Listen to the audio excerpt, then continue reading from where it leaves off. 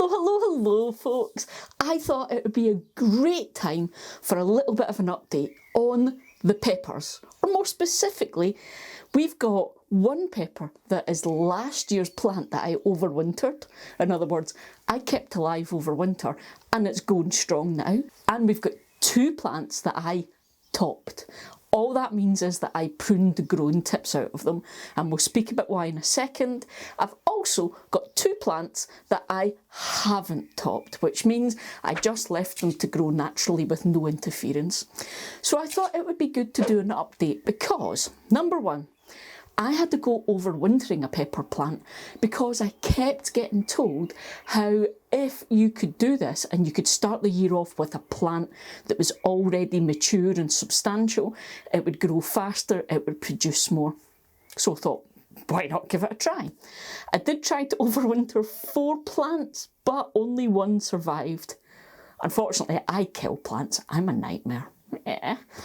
So I've got that one, and the ones that I pruned or topped, again, because supposedly, according to the internet, it's a good thing to do because it makes your pepper plants healthier, stronger. Some people claim they produce more fruit and more peppers if you do it. And what else was, oh, and the other one was just for controlling the size of them. So what have I discovered then? Are there any differences? Let's start with the overwintered plant. So this is the overwintered plant here. And for anyone who is new, let me explain my growing system in the greenhouse. All of my plants in here, well, my tomatoes, my peppers, my aubergines, big plants, they are all in these self-watering planters called quad grows. I have grown this way for about 9 years now. Just a fantastic way. All the water and food is in this reservoir on bottom. There are capillary matting pieces of material that act as a wick that come up from the reservoir into the pot where the plant and the roots are. And basically the idea of that is that you never over or under water. There's always the right amount of water and feed there for the plants as they need it. That's the idea. So that was quickly then for anyone that's looking at the pots and thinking, what's going on? This one is the overwintered plant. So here we go then. First thing I'll say is it is much smaller than the plants next to it. These two are the plants that didn't get topped, okay? So you can see it is much shorter. Also, what I've noticed, it is much bushier than all the other pepper plants. There's lots and lots of small leaves all gathered together, and the plant is just putting out lots of stems without the need for me to have topped it. Now that may be because before winter came last year, I did a very heavy prune on this and basically took it back to a stem. So that could be why we're seeing so much on bushing and stems and everything. Now the other thing I said is everything is much smaller. All of the leaves are much smaller than on the new plants for this year. But even though at the start of the season I was saying I thought this one looked really poorly and awful, I'd say it is now the healthiest out of all 5 plants. We did have some problems with aphids in the greenhouse earlier on. All of the plants have suffered damage from aphids, but since then all the foliage looks fantastic. It was the first pepper plant to flower, and it is the first pepper plant to bear fruit. It currently has 2 actual baby peppers, 3 baby peppers, and numerous flowers on there already.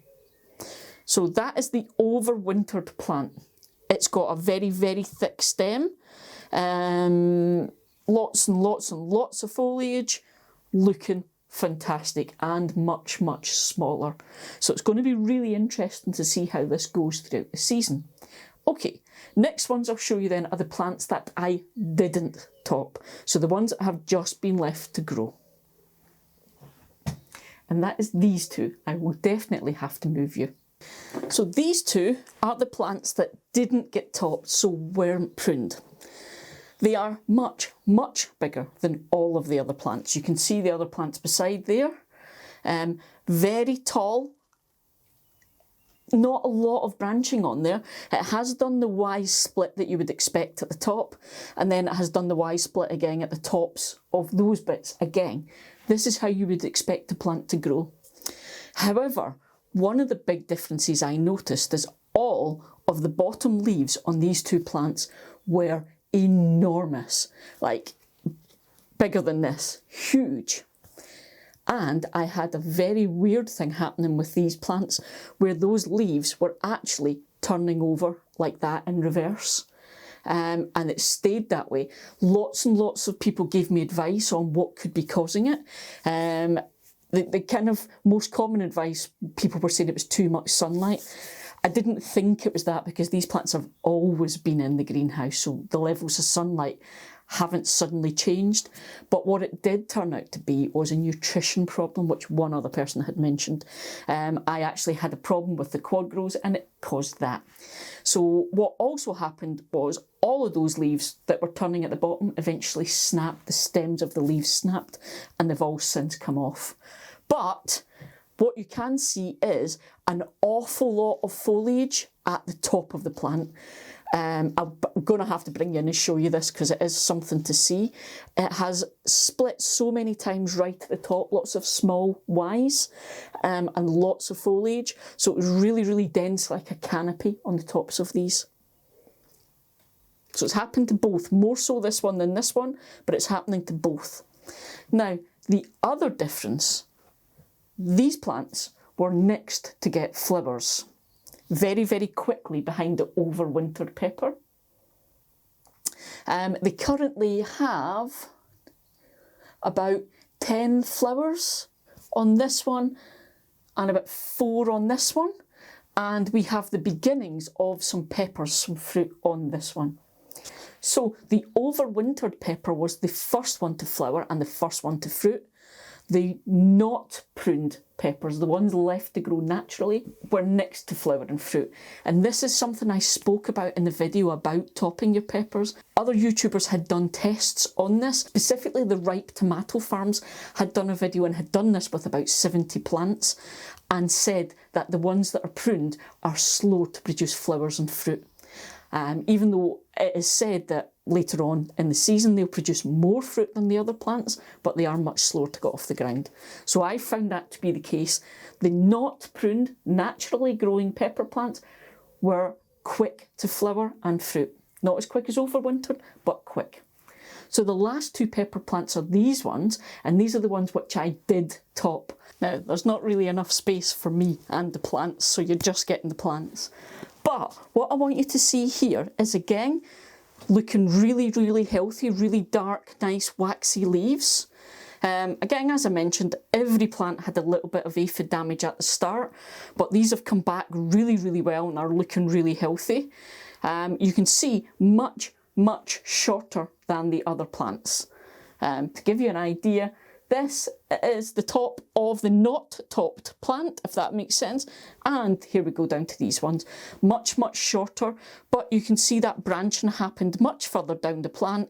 So it's quite a strong, stable plant, which is what a lot of people are looking for when they do this.